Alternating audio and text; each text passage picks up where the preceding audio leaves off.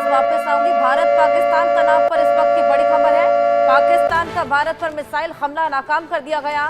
पाकिस्तान ने फतेह एक मिसाइल दागी थी। लगातार मिसाइल से अटैक किए जा रहे हैं। हमला हालांकि यहां पर नाकाम कर दिया गया।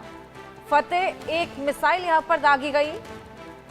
तनाव लगातार बढ़ता चला जा रहा है। लगातार पाकिस्तान की ओर से तमाम हमले करने की कोशिश की जा रही है, लेकिन एक बार फिर पाकिस्तान अपनी किरकिरी करा रहा है। जिस तरीके से उसके तमाम हमले पूरी तरीके से नाकाम किए जा रहे हैं, विफल किए जा रहे हैं। S-400 हमारा एयर डिफेंस सिस्टम जो कि लगातार इस तरह की मिसाइलों को नाकाम कर रहा है, लेकिन उसके बावजूद आप देखिए पाकिस्तान अपनी हरकतों से यहां पर बाज आने को तैयार नहीं। तमाम नसीहतें लगातार विश्व भर से पाकिस्तान को मिल रही हैं। लगातार पाकिस्तान को कॉर्नर किया जा रहा है। पाकिस्तान जो लगातार डिनायल मोड में रहा कि ना हमने कभी आतंकवादियों को पनाह दी, ना पाला, ना पोसा, लेकिन अब यहां पर पाकिस्तान खुद अपना आतंकी माइंडसेट और टेरर मॉड्यूल को पूरे विश्व भर में दिखाता हुआ नजर आ रहा है। जिस तरीके से हमारा मकसद और हमारी मंशा साफ थी, केवल आतंकी ठिकानों को निशाना बनाना, और प्रिसाइसली हमने यहां पर हैमर और स्कैल्प मिसाइलों का इस्तेमाल करके बिल्कुल सटीक निशाने साध कर केवल आतंकी ठिकानों को निशाना बनाया। लेकिन पाकिस्तान यहां पर लगातार हमारे रिहायशी इलाकों को निशाना बना रहा है, लोगों को नुकसान पहुंचाने की कोशिश कर रहा है। ये साफ दिखाता है कि पाकिस्तान न अपनी आवाम की चिंता करता है, उन्हें ह्यूमैनिटेरियन ग्राउंड पर किसी की भी कोई चिंता नहीं है। केवल अपने टेररिस्ट को उनको सहेज के रखना है, छुपा के रखना है, उनको सिक्योरिटी प्रोवाइड करानी है, उनकी सलामी ठोकनी है। पाकिस्तान ने फतेह एक मिसाइल यहां पर दागी, हालांकि इस हमले को नाकाम कर दिया गया। इसके अलावा लगातार घुसपैठ की कोशिश भी की गई। इस फायरिंग की आड़ में उस घुसपैठ को भी हमने नाकाम किया। पूरी तरीके से पाकिस्तान यहां पर नाकाम साबित हो रहा है। आदित्य हमारे सहयोगी लगातार हमारे साथ बने हुए हैं। आदित्य, चलिए आदित्य के पास वापस आएंगे, लेकिन लगातार ये तनाव बढ़ता चला जा रहा है। हमारे सहयोगी आनंद सिंह भी हमारे साथ जुड़ गए हैं, उनसे और जानकारी लेंगे। आनंद, कब बाज आएगा पाकिस्तान? जी हर्षा, देखिए जिस तरीके से पाकिस्तान अपने कायराना हरकतों पे अब पूरी तरीके से उतर चुका है, वो इसी का एक नतीजा था कि रात को उसने करीब भारत के 26 लोकेशंस पे उसने ड्रोन और मिसाइल से अटैक किए। और उसी बीच में पहली बार हमने देखा कि आखिर हरियाणा के सिरसा के ऊपर किस तरीके से उसने फतेह मिसाइल जो दागी थी उसको वहाँ पर हमारे जो एयर डिफेंस गन्स हैं उन्होंने उनको न्यूट्रलाइज किया और उनको वहीं पर मार गिराया। तो ऐसे में ये साफ तौर पे एक बहुत बड़ी चेतावनी पाकिस्तान देना चाह रहा था भारत को, मगर पाकिस्तान को भारत ने दो टूक में जवाब दिया जब उसके फतेह मिसाइल को भारत ने मार गिराया। मगर उसके अलावा हमने ये भी देखा कि आखिर किस तरह से पाकिस्तान लगातार भारत के जो एयर बेसेस हैं उनको खास तौर पे टारगेट कर रहा है और उसके लिए वो लगातार एयर बेसिस के ऊपर शेलिंग और फायरिंग जो है अपने साइड से फतेह मिसाइल्स के थ्रू कर रहा है। मगर किसी भी एयर बेस पे किसी तरह की जो ये है त्रुटि है वो नहीं आ पाई है, किसी तरह का नुकसान नहीं हुआ है, क्योंकि हमारे जो एयर डिफेंस सिस्टम है और एंटी ड्रोन सिस्टम भी हैं ये दोनों लगातार काम कर रहे हैं और पूरी रात ये काम करते रहे। आखिर जिस तरीके से पाकिस्तान ने करीब 26 लोकेशंस पे इन्होंने हमला किया था, कायराना हमला किया था, कहीं पे ड्रोन से और कहीं मिसाइल से भी, तो उसको लगातार भारत इंगेज करके न्यूट्रलाइज करने में कामयाब होता हुआ दिख रहा है। और इसके अलावा पाकिस्तान को भारत अब उसी की भाषा में भी जवाब देने के लिए पूरी तरह से तैयार बैठा है। और इसी का नतीजा था कि आखिर जब पाकिस्तान को सुबह में हमने देखा कि आखिर किस तरह से वो लगातार जो पिछले 2-3 दिन से अपने एयर स्पेस में कॉमर्शियल एयरक्राफ्ट्स को लगातार वो लाहौर और भारत के जो नज़दीकी बॉर्डर्स हैं उनके करीब लाकर वो उड़ा रहा था ह्यूमन शिल्ड के तौर पर। मगर पाकिस्तान को जब भारत ने रिटेलिएटरी एक्शन लिया तो उसके बाद उनको अपना एयर स्पेस भी बंद करना पड़ गया।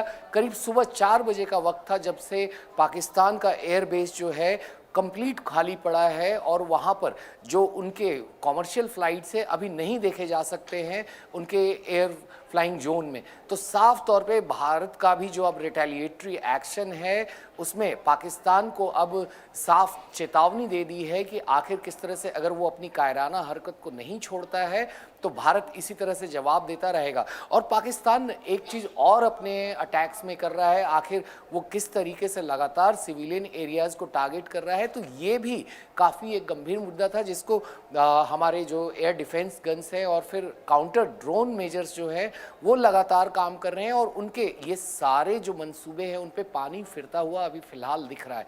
जी हर्षा। बिल्कुल आनंद, यहाँ पर रिटेलिएशन से तो अब काम चलेगा नहीं, मुंहतोड़ जवाब तो देना ही पड़ेगा। साथ ही जिस तरीके से यहाँ पर नापाक हरकतों को लगातार पाकिस्तान अंजाम दे रहा है, अपना आतंकी माइंडसेट ना केवल भारत को लेकिन पूरे विश्व भर को दिखा रहा है। हालांकि हमने इससे पहले भी कई बार देखा पाकिस्तान लगातार डिनाई करता आया है, हमेशा विक्टिम कार्ड खेलता हुआ नजर आया है, लेकिन एक बार फिर अपनी किरकिरी करा रहा है। ये जो तमाम हमले करने की कोशिश कर रहा है, इससे पहले किस तरीके से अपनी सेना की वाहवाही करा करता था, अपने एयर डिफेंस सिस्टम की वाहवाही किया करता था, लेकिन कितना वीक इनका डिफेंस सिस्टम निकला, कितनी वीक इनकी सेना निकली, वो साफ यहाँ पर दिखाई दे गया है। जी हर्षा, देखिए अगर हम बात करें पाकिस्तान के डिनाइल की तो पाकिस्तान ने पहले भी डिनाई किया था कि उनकी जो ज़मीन है वो टेररिस्ट के लिए लॉन्च पैड के तौर पे इस्तेमाल नहीं की जाती है। मगर आखिर ओसामा बिन लादेन को कहाँ मारा गया? पाकिस्तान में।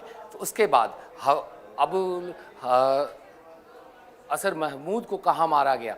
पाकिस्तान में। जिस तरह से लगातार 2008 के हमलों में जो मुंबई के टेरर अटैक्स हुए थे तो उनके हमलावर कहाँ से आए थे? तो पाकिस्तान में, जिसके पूरे सबूत भारत ने पूरी दुनिया के सामने रख रखा है। और उसी का नतीजा था कि पाकिस्तान को पूरे विश्व में अपने नाक कटवानी पड़ गई थी। और अब ये भी देखा जा रहा है किस तरह से पाकिस्तान फिर से वही रोना रो रहा है पूरे विश्व के सामने कि किस तरीके से वो इन टेरर अटैक्स के पीछे शामिल नहीं है। मगर वहीं भारत की जो रिटेलिएटरी एक्शन है और भारत ने अब जिस तरीके से पाकिस्तान को उसी की भाषा में जब जवाब देना शुरू किया है तो पाकिस्तान कहीं ना कहीं उनकी खींच और भी बढ़ती जा रही है और ऐसे में वो लगातार से सिविलियंस एरियाज को टारगेट कर रहा है। जी बिल्कुल, हमारे साथ कर्नल बीके शाही भी लगातार जुड़े हुए हैं, उनके पास चलेंगे।